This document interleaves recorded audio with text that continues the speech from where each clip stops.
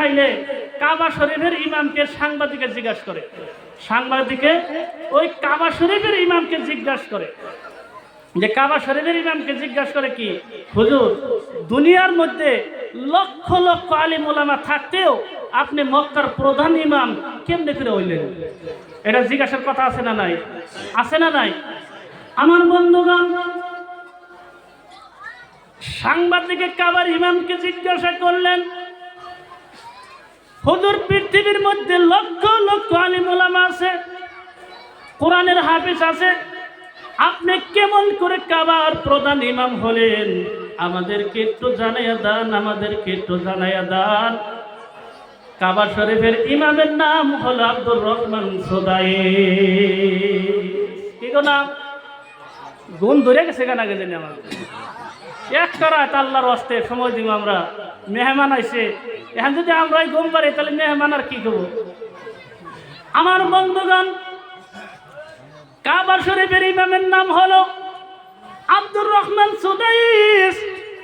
Abdur Rahman Sudais বলতেছেন, ও সাংবাদিক ভাই শোনো, দুইটা গুণে আল্লাহ সুবহানাল্লাহু ওয়া তাআলা আমাকে কাবার ইমাম নিযুক্ত করেছে, একটু জোরে বলা যাবে না সুবহানাল্লাহ? কয়টা গুণ গো? দুই। এক নম্বর গুণ হলো পবিত্র কোরআনের বরকতে আমাকে আল্লাহ কোরআনের বরকতে কাবা শরীফের ইমাম নিযুক্ত করলেন। আর দুই নম্বরে হলো রে বান্দো, আল্লাহ সুবহানাল্লাহু ওয়া তাআলার কাছে আমার মা প্রতিটা দিন দোয়া করেছিল, আল্লাহ আমার সন্তানকে তুমি কাবার ইমাম বানাইয়া দাও। কয়টা গুণ? আমাকে কোন জায়গায় দোষ? আমরা দোষ বিছরে পাই না। ও মুরব্বিগণ, মা বোনেরা দিলে কানটা লাগাইয়া শুনে দাও। আব্দুর রহমান সুদাইস বলতেছেন, যে সময় আমার 9 বছর বয়স। কত বছর বয়স? 9 বছর। যে সময় আমার 9 বছর বয়স হলো, আমার মা আমার বাবা আমি দেখেছি দুজনে মাশওয়ারা করে তারা সিদ্ধান্ত নিয়েছে আব্দুর রহমান সুদাইসকে আমি মাদ্রাসার মধ্যে ভর্তি করে দেব। মা বাবা মাশওয়ারা করতেছে, আব্দুর রহমান সুদাইসকে যদি কেউ আরবে যান জিজ্ঞাসা করবেন, হুজুর গো আপনি কিসের বরকতে প্রধান ইমাম এই কাবা শরীফের হলেন? কাবা শরীফের ইমাম জবাব দিয়ে দিবে, আমার যে সময় 9 বছর বয়স হলো বাবা, আল্লাহর কাছে আমার মা বাবা প্রতিদিন দোয়া করেছে রে বন্ধু, আমার মায়ের দোয়ায় আমি কাবা শরীফের ইমাম হয়েছে। আমার বন্ধুগণ, যে সময় মাদ্রাসায় আমাকে দিয়ে দিল, মাদ্রাসায় লেখাপড়া করতে করতে করতে করতে বন্ধুরে, যে সময় কিছুদিন গেল আমার বাবাটা হঠাৎ করে অসুস্থ হয়ে গেল বন্ধু। আমার বাবা আমাকে খবর দিয়েছে আব্দুর রহমান সুদাইসকে আমার বাড়িতে আনো। অল্প কিছুদিন মাদ্রাসায় পড়ার পরেই তার বাবা অসুস্থ হয়েছে। বাবাও চিন্তা করতেছে আমার একটা আশাই যে আমি আব্দুর রহমান সুদাইসকে আমি কোরআনের হাফিজ বানাবো। আমরা তো নিয়ত করি না, করি কেউ? করলে পাইতাম। এমবিবিএস এর নিয়ত করেছি, আমার ঘরে এমবিবিএস হয়, কিন্তু জানাজা পড়ার সুযোগ আমার কোনো সন্তানের হয় না। বাবারে, এই দুনিয়ার জমিন আমরা সবাই ছেড়ে দিতে হবে। আল্লাহ সুবহানাল্লাহু ওয়া তাআলা পবিত্র কোরআনে কারিমের মধ্যে বলেন রে, ইয়াউমা তুবলা সারাইর, রাতের 12টা নিশির রাতে যে সময় তোমরা যত কাজ করেছো সবকিছু কিয়ামতের ময়দানে আল্লাহ সুবহানাল্লাহু ওয়া তাআলা বলছে ওই মানুষের সমস্ত কিছুই পরীক্ষা করা হবে। সব পরীক্ষা করব কিয়ামতের ময়দানে। তারপরে আয়াত আল্লাহ সুবহানাল্লাহু ওয়া তাআলা বলছেন, ফামা লাহু মিন কুওয়াতি ওয়ালা নাসর, সেই দিন মানুষ বিপদে পড়ে যাবে আর সেই মানুষের কোনো শক্তি থাকবে না। মানুষ যে সময় মরে যায় রে বন্ধু, হাজার হাজার মশা যদি খায়, ওই মানুষের ক্ষমতা নাই মশাকে তাড়াইয়া দেওয়ার জন্য। আছে গো? ক্ষমতা আছে? আমার বন্ধুগণ, আব্দুর রহমান সুদাইস বলতেছেন, যে সময় আমার বাবা অসুস্থ হলো, আমাকে মাদ্রাসায় খবর দিয়েছে, রে বন্ধু, আমার সন্তান বাড়িতে আনো, আমি কিছু নসিহত করে যাব, আমি বোধহয় আর দুনিয়ার জমিনে বেশি দিন বেঁচে থাকবো না। আব্দুর রহমান সুদাইসকে আনা হলো। আব্দুর রহমান সুদাইস এসে দেখে আমার বাবা খুব অসুস্থ, রে বন্ধু। আদরের বাবা আব্দুর রহমান সুদাইস বলতেছে, আমার হাতটা ধরে বলতেছে, বাবা রে, আমি বানার বেশি দিন দুনিয়ায় থাকবো না রে বাবা, তুই যদি কোরআনের হাফিজ হয়ে যাস রে বাবা, তোর হাফিজের বিনিময় আমি তোর বাবাকে কিয়ামতের দিন আল্লাহ মাফ করে দিবে। আমার বাবা আব্দুর রহমান সুদাইস 11 বছর, যে সময় 11 মাস হয়ে গেল, 11 মাসের মধ্যে কমপ্লিট কোরআন মুখস্থ করেছে। সুবহানাল্লাহ কবেন না? কয় মাসে? 11 মাসে কোরআনের হাফিজ আব্দুর রহমান সুদাইস, কাবার যেটা প্রথম ইমাম। আমার বন্ধুগণ, যে সময় বলতেছে, কিছুদিন পরে আমার বাবা দুনিয়ার জমিন থেকে বিদায় হয়ে গেল। আমার আব্বা যেই দিন বিদায় হয়ে গেল, আমার আব্বা বিদায় হওয়ার পরে আমার মা আমাকে নিয়ে উমরা হজ করার জন্য কাবার শরীফে গেল। কি হজ করবেন নাকি? কি হজ গো? জোরে কোন? উমরা হজ।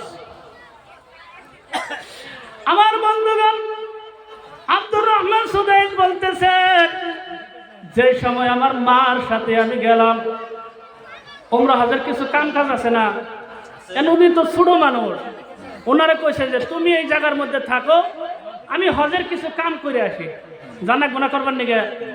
আব্দুর রহমান সুদাইসকে বলতেছেন, বাবা, তোমাকে যে জায়গায় খাড়া করে থিয়ে গেলাম, দাঁড় করে থিয়ে গেলাম, তুমি এই জায়গাটা ছাড় দিও না, কারণ আমার কিছু সময় যাইতে পারে।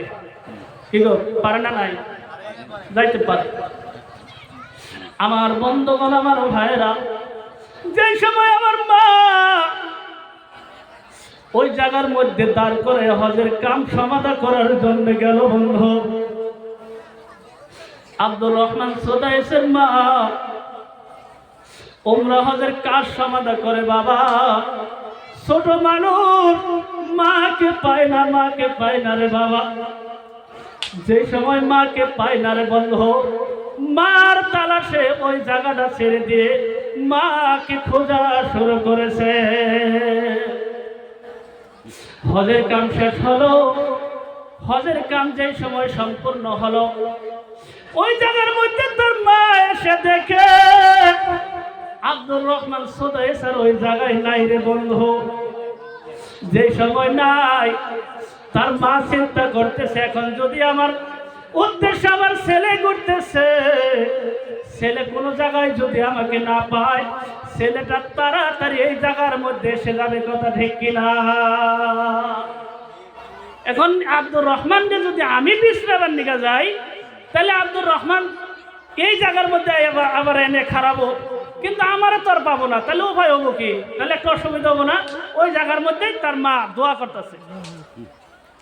আমার বন্ধুগণ, আমার ভাইয়েরা, জনম দুঃখিনী মা আল্লাহর কাছে দোয়া করতেছে, রে আল্লাহ, আমি দেখেছি আব্দুর রহমান সুদাইস আর এই জায়গায় নাই, কোথায় গিয়েছে তুমি জানো? আয় আল্লাহ, কাবার শরীফের সমস্ত মানুষ হারাইতে পারে, কিন্তু কাবার শরীফের ইমাম কোনো সময় হারাবে না। কাবার শরীফের ইমামকে হারাবো? মানুষ সব হারাই যাবো না, কিন্তু কাবার শরীফের ইমাম কোনো সময় হারাইতে পারে। আল্লাহ গো, আমি মা তোমার কাছে বললাম, আবার আব্দুর রহমান সুদাইসকে তুমি কাবার ইমাম বানায়া দাও। আব্দুর রহমান সুদাইস বলতেছেন যে আমি শুনলাম আমার মা আমার জন্য এই দোয়া করতেছে, এই দোয়া করতেছে। আমার বন্ধুগণ, আমার ভাইয়েরা, এই যে আমি দোষটা বলেছিলাম, কোথায় আমাদের দোষ হলো? আজকে মার প্রতি নজর নাই রে বাবা, বাবার প্রতি আমার নজর নাই রে বন্ধু। আল্লাহর নবী বলেন, সাহাবায়ে কেরাম জিজ্ঞাসা করলেন, বন্ধু তুমি কার খিদমত করবা? বলছেন তোমার মায়ের। হুজুর কার খিদমত করবো? হুজুর বলছেন তোমার মায়ের। তিনবার মার কথা বললেন, আর একবার বলছে তোমার বাবার খিদমত করো। তাহলে বাবার সম্মান বেশি না মায়ের সম্মান বেশি? আমার বন্ধু আমার ভাইয়েরা, নিজ চোখের মধ্যে ইতিহাস দেখা হয়েছে রে বাবা। মা বহুত ঘরের মধ্যে শীতের সময় কম্বল পায় না রে বন্ধু।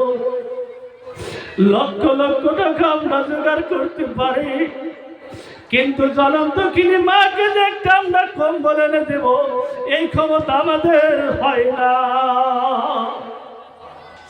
কোথায় আমরা দোষ করেছি রে বাবা? কোথায় আমরা দোষ করে ফেললাম?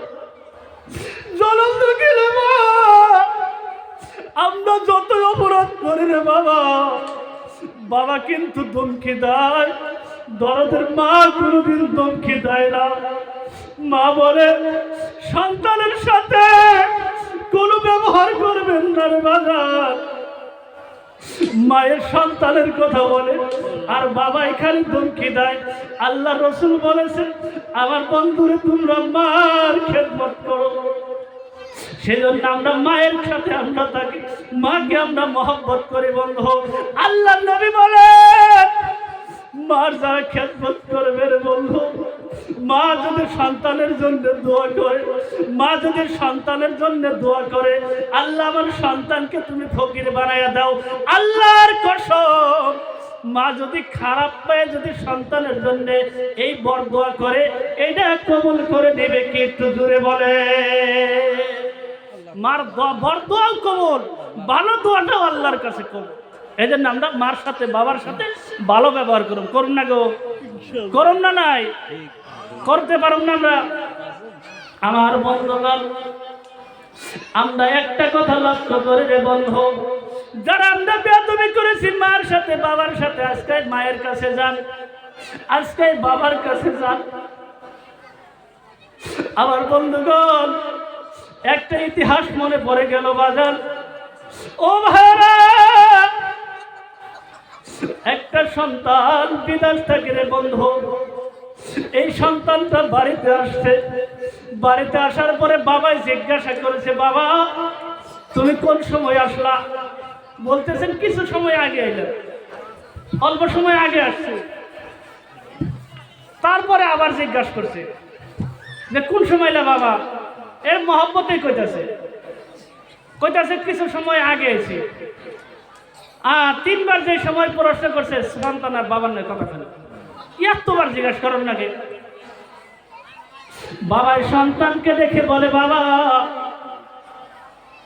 তোর সম্পূর্ণ ইতিহাস আমি লিখে রেখেছি, আলমারির মধ্যে দেখ রে বাবা, তোর জীবনী লেখা আছে। একদিন তুই পড়ে গিয়েছিলে রে বাবা, পড়ে যাওয়ার পরে আমি উঠে নিয়ে যাইলে তোকে কোলে নিয়েছি, 2 বার নিয়েছি। ওই লিস্ট তুলে দেখে আমার বাবা ওই দিন 30 বার আমি পড়েছি, আমার বাবা 30 বার আমাকে উঠাইয়াছে। আজকে আমাকে যন্ত্রণা, আমি হাতে পায়ে ধরে চলে যাই রে বন্ধু। প্রত্যেকটার সময় বলি, মা বাবার কথা মনে পড়লে আমার কলিজায় মানে না রে বাজার। মা বাবার কথা যদি মনে পড়ে যায়, আমার মার একটা বাস্তব ইতিহাস। আমি যে সময় বাসকান্দির মধ্যে পরিবাজার, আমার মার কাছে আমি বলেছি, মা তুমি আল্লাহর কাছে দোয়া করো। কত মানুষের ধর্মসভার মধ্যে বয়ান করে, কত মানুষের কোরআনের কথা ধর্মসভায় বয়ান করে, মা তোমার 2টা হাতে পায়ে আমি ধরে বলে যাই, তুমি আল্লাহর কাছে দোয়া করো যাতে আমার আল্লাহ রাব্বুল আলামিন এই সুযোগ আল্লাহ দান করে।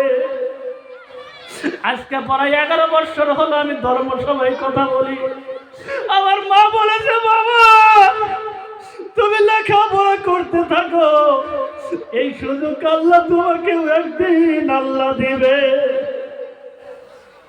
মায়ের দোয়া, মায়ের দোয়া এই জায়গার মধ্যে আমি কথা বলার সুযোগ পেয়েছি বন্ধু।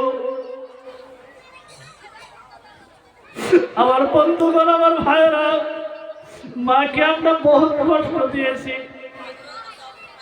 বহুত মাকে আমরা কষ্ট দিয়েছি রে বন্ধু। আর মায়ের সাথে খারাপ ব্যবহার করবো না, নাকি গো?